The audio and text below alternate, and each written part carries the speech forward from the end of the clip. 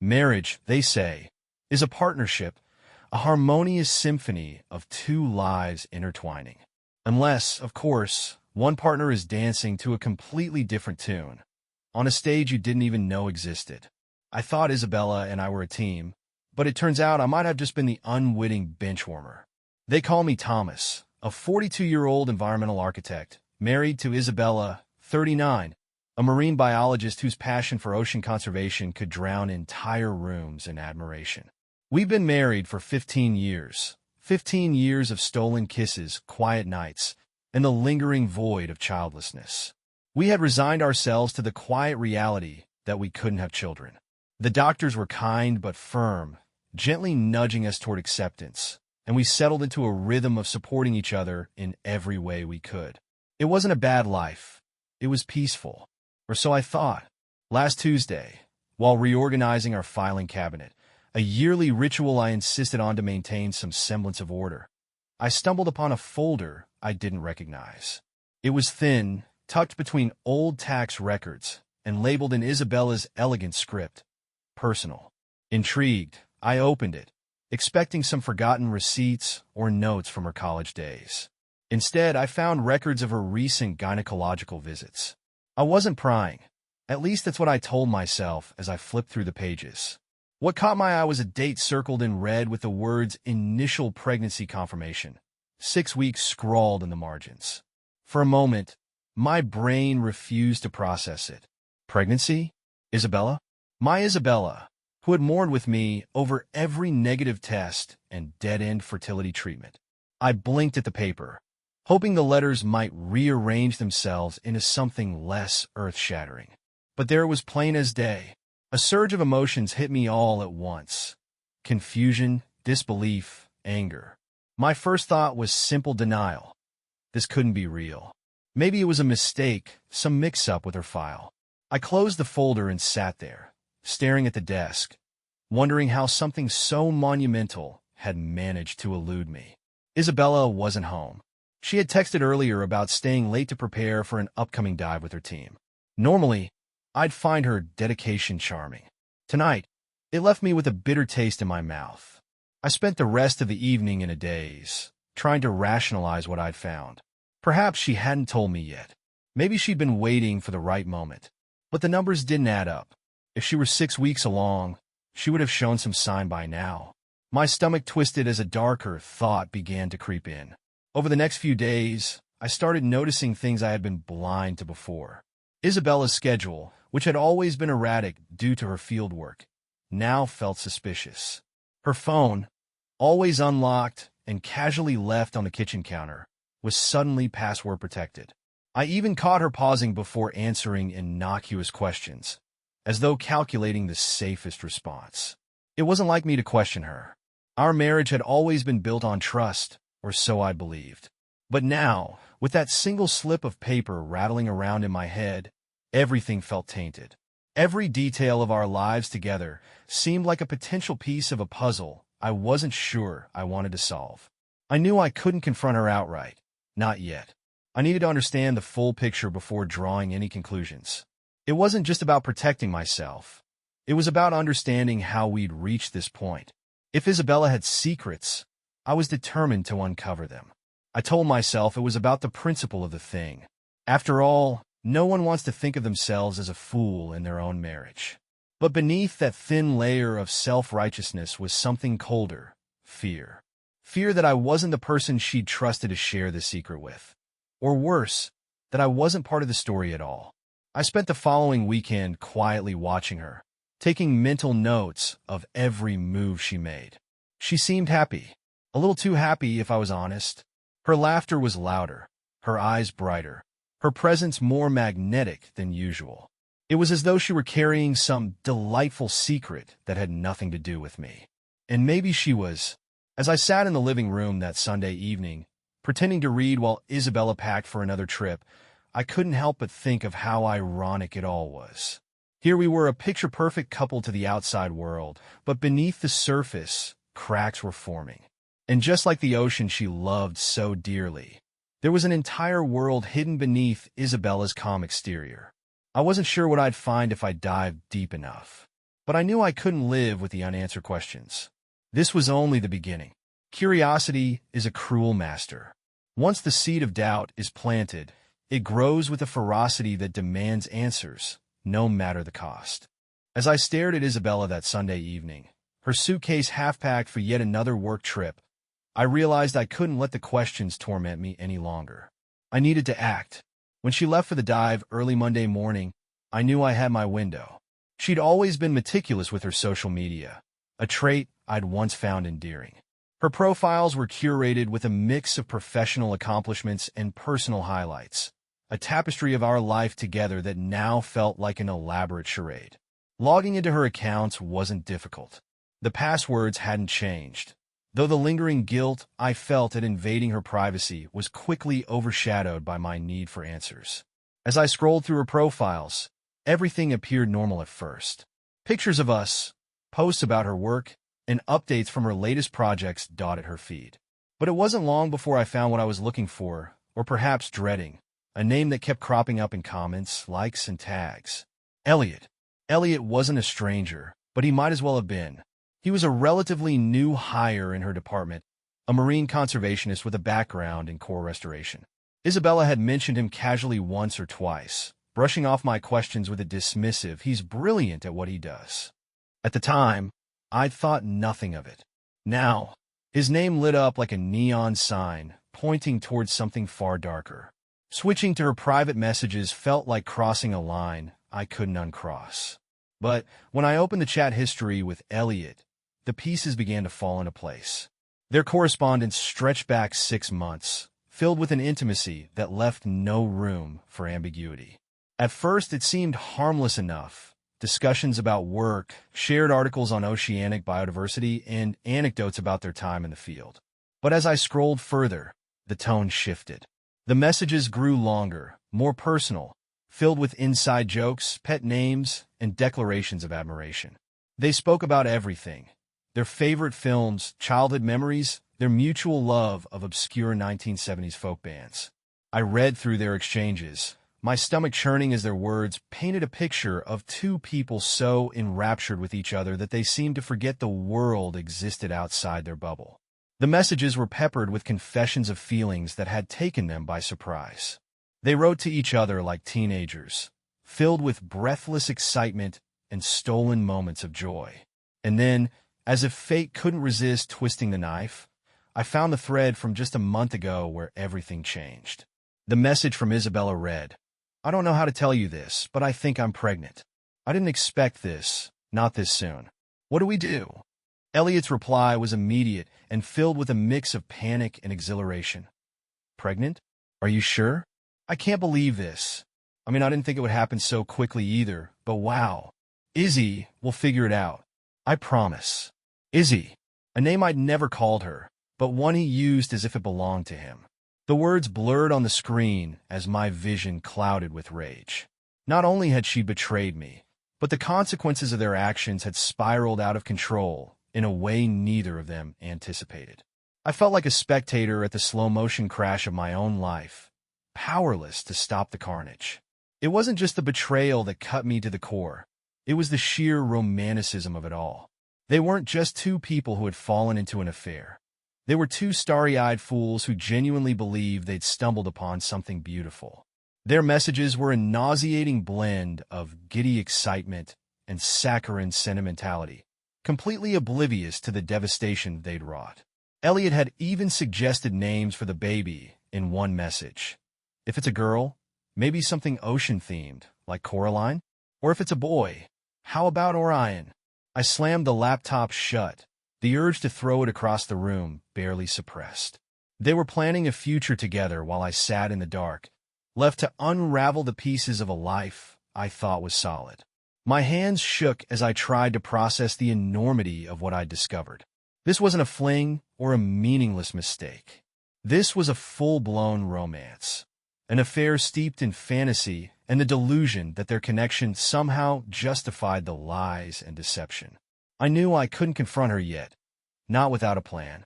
But every fiber of my being screamed for action, for justice, for something to make them feel the pain they had so carelessly inflicted on me. As the sun rose and Isabella's absence stretched into the day, I sat in the kitchen, staring at the folder where it had all started. The irony wasn't lost on me. The very woman who had once mourned our shared inability to conceive was now pregnant by another man, a colleague she had claimed was just a brilliant coworker. This was no longer about saving my marriage. This was about salvaging my dignity. For the first time in my life, I felt like a man on the brink of becoming someone I didn't recognize, a man who wouldn't let this betrayal go unanswered. After the gut-wrenching discovery of Isabella's messages with Elliot, my mind was spinning with questions. How deep did this betrayal run? What else had been hidden from me? It was like peeling back layers of rot, only to find more decay underneath. When I couldn't bear to reread their saccharine correspondence any longer, I turned my focus to something else: her finances. Isabella had always been meticulous about managing her own money, which I admired. We kept our accounts separate, not out of mistrust, but practicality. Yet now, I wondered if her financial independence had been the perfect smokescreen for her secrets. Logging into her bank account felt like stepping into forbidden territory, but I was far past worrying about morality. If she could cross the line she had, then I had no qualms about stepping over a few of my own. Her password, thankfully, was the same as always, a string of characters tied to her love of marine life. It felt almost poetic in a twisted way that her deceit had left her blind to the possibility of someone watching. At first, the transaction seemed normal. Grocery store charges, gas station stops, and mundane online purchases cluttered the screen. But as I scrolled further, my stomach sank. Patterns began to emerge, each more damning than the last. There were payments to a private clinic, a name I didn't recognize. The amounts were significant, hundreds of dollars per visit. A quick search revealed it was a high-end gynecological and fertility center in the city. My jaw clenched as I pieced it together. She hadn't told me about these appointments, but the clinic didn't cater to casual visits. They were known for their elite clientele, specializing in discreet, personalized care. Then came the next blow. 2 of the payments were marked paid by Elliot F., her lover. I stared at the screen, feeling the bile rise in my throat. He wasn't just a lover. He was footing the bill for medical visits tied to the pregnancy. The pregnancy she hadn't even mentioned to me. But that wasn't all. As I scrolled further, I found charges from upscale restaurants and cafes in the city. Places we never went, not because we couldn't afford them, but because Isabella always said they were pretentious. Yet here she was indulging in lavish dinners, coffee dates, and wine tastings. And the timestamps aligned suspiciously well with her supposed work meetings and late returns home. I imagined her there with Elliot, laughing over a camel at dinner, painting the illusion of a perfect romance. Just as I thought it couldn't get worse, it did. Buried among the transactions was a booking for a 7-day trip to an ocean resort. The destination was stunning: pristine beaches, private bungalows, the works. Isabella had told me about this trip months ago, calling it a work-related retreat with her department. I'd even helped her pack, picking out swimwear and encouraging her to relax after what she described as a grueling project. The receipt said otherwise. Elliot's name was on the invoice, right alongside hers. They hadn't just traveled together. They'd shared the costs of an extravagant getaway while I stayed home, blissfully unaware, trusting her completely. My hands trembled as I imagined the 2 of them basking in the sun, sipping cocktails, building their fantasy world without a shred of guilt or concern for the life they were shattering. Each transaction felt like a knife to the heart. It wasn't just the deceit that hurt. It was the effort she'd put into crafting her lies, the hypocrisy of pretending to be the devoted wife while living a double life. Isabella, who always claimed to despise liars, had become one in every sense of the word. And the ease with which she'd done it left me questioning whether I'd ever truly known her at all. I closed the laptop, my pulse pounding in my ears. The puzzle was coming together, each piece revealing the full scale of her betrayal. She hadn't just cheated on me. She'd built an entirely separate existence, one where Elliot was the doting partner, and I was nothing more than an afterthought. Sitting there in the silence of our home, I tried to reconcile the woman I thought I knew with the one revealed through her actions. This was the same Isabella who had wept in my arms after every failed pregnancy test, the same woman who had spoken of honesty and trust as the cornerstones of our marriage. Now, those memories felt hollow, tainted by the knowledge of what she'd been hiding. Her hypocrisy burned me most of all. She'd accused me of being distant, of prioritizing work over her. Yet she'd used that same excuse to justify secret dinners and vacations with another man. She had spun a web of lies so intricate that I'd never noticed I was trapped until it was too late. By the time Isabella returned that evening, I had tucked away the evidence and composed myself. She greeted me with her usual smile, her voice light and cheerful as she recounted details of her day. I watched her closely, every word and movement now tinged with suspicion. She moved through the house like nothing had changed, completely unaware that her carefully curated facade was crumbling. I nodded at her stories, offered polite responses, and even smiled when appropriate. But inside, I was seething, every fiber of my being screaming for confrontation. Yet I knew it wasn't time. Not yet. There was more to uncover, more truth to drag into the light. And when the time came, she wouldn't see it coming. I was no longer the man she thought she could deceive. I was someone else entirely now, someone ready to tear down the illusion she'd built and leave her to face the wreckage. A curious thing happens when your trust is shattered. You find yourself slipping into shadows, observing instead of participating, learning instead of confronting. That's where I lived in the weeks following my discoveries. Half a man in plain sight, half a ghost haunting Isabella's world. She saw the husband she thought she'd fooled, but I had disappeared, leaving only a hollow shell behind. The real me was somewhere else entirely, weaving a plan as cold and calculated as her betrayal. My strategy was simple: stay quiet, stay invisible, and collect everything. The rage I felt bubbling beneath my calm exterior wasn't the kind you wasted on screaming matches or dramatic ultimatums. No, this kind of fury demanded precision. Revenge wouldn't be served with fire, but with ice. The first step was duplication. Isabella had grown cautious, but not cautious enough. Her tablet was synced to her phone, a convenience she probably hadn't thought much about. It took me less than an hour to create a mirror of her devices on a second tablet I purchased under the guise of upgrading my work tools. A few apps and clever configurations later, and I had a front-row seat to her digital life. The first time I opened the mirrored interface, I felt like a voyeur peering into a forbidden world. Text popped up in real time, a nauseating mix of banal work updates and love notes to Elliot. She sent him pictures of the sunset, selfies with captions like "thinking of you," and endless streams of hearts and pet names. It was like watching a bad romance novel unfold, except I was the discarded husband cast as the villain. But the real dagger came one Tuesday afternoon while she was at work. I had settled into the study, my new secret headquarters, scrolling through her conversations when I saw a new message thread appear. It began innocuously enough, with Elliot asking how her day was going. Isabella responded with her usual flirtatious tone, joking about the monotony of meetings. Then, after a pause, her next message hit me like a brick. "I've been thinking about how to end things with Thomas. It's not fair to you, being stuck in limbo like this." The bile rose in my throat as I read Elliot's reply. "Izzy, you don't have to rush. But you're right. We deserve to start our life together without him in the way." Her response came swiftly, cruelly. "He's so oblivious. I'm sure we could work out the divorce to my advantage. I've done most of the work to build our home. I deserve it more than he does. And once that's settled, it'll be just us." I stared at the screen, my hands trembling.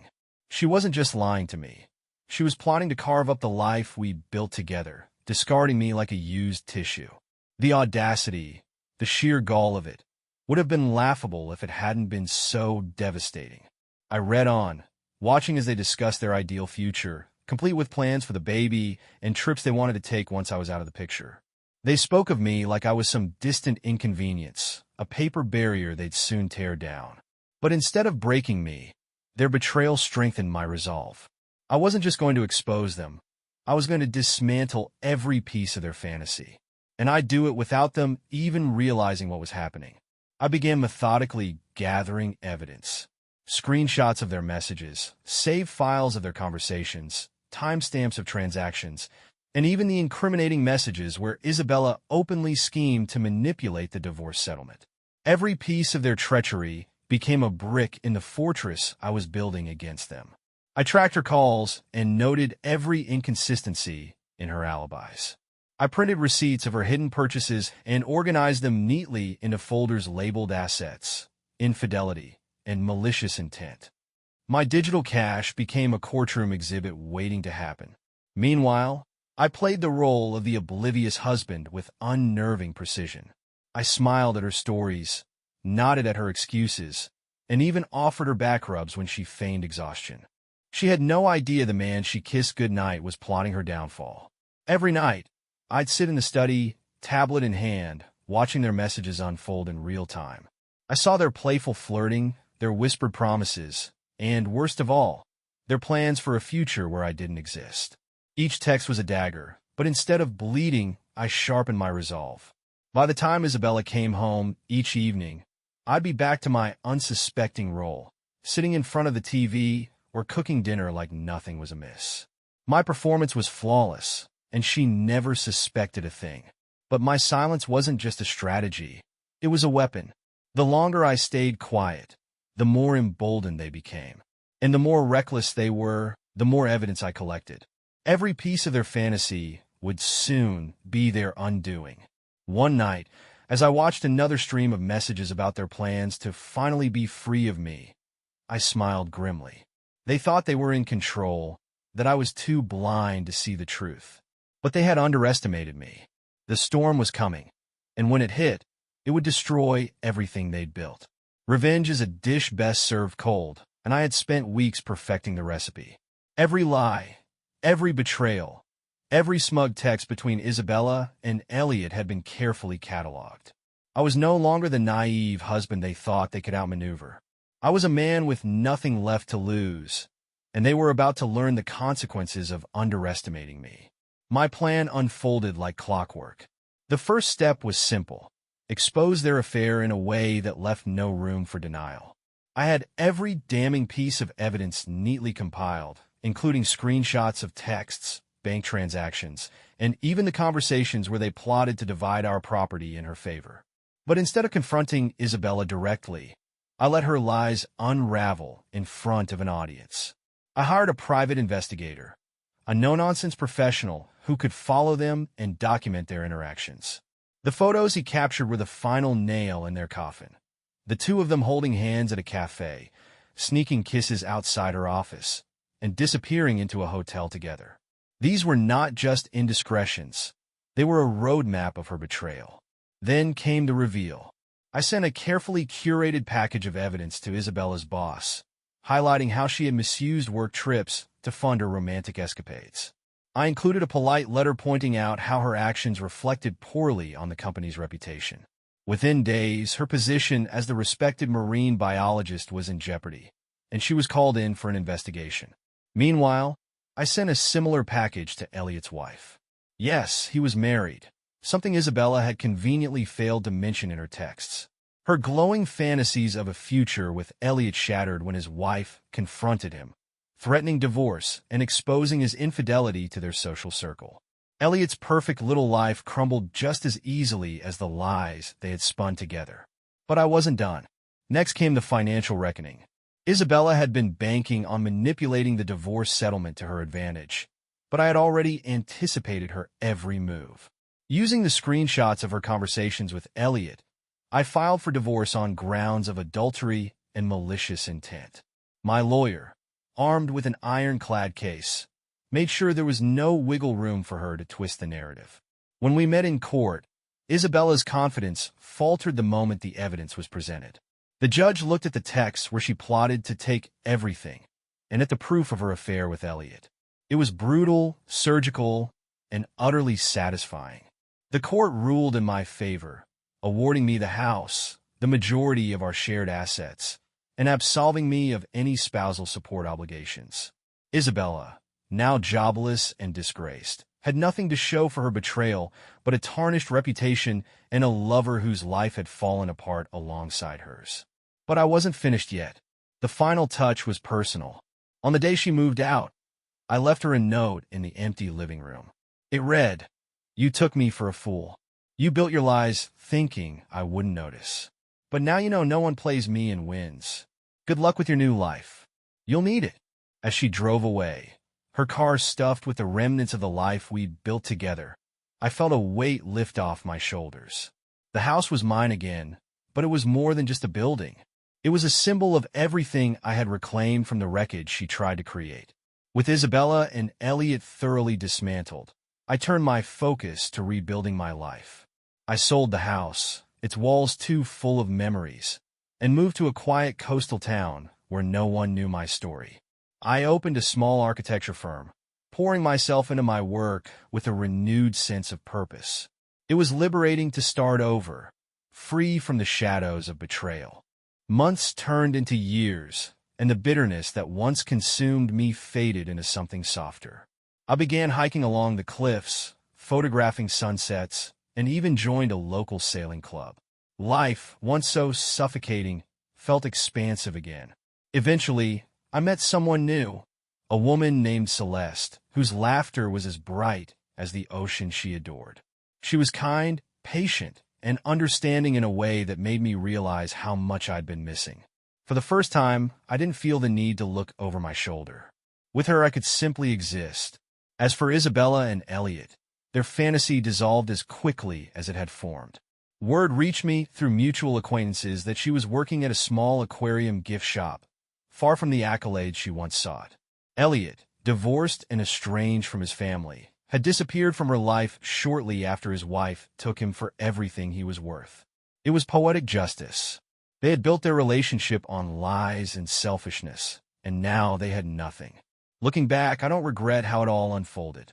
Their betrayal broke me, but in the end, it also freed me. I had been blind to the cracks in my life, but now I could see clearly. And for the first time in years, I felt truly alive.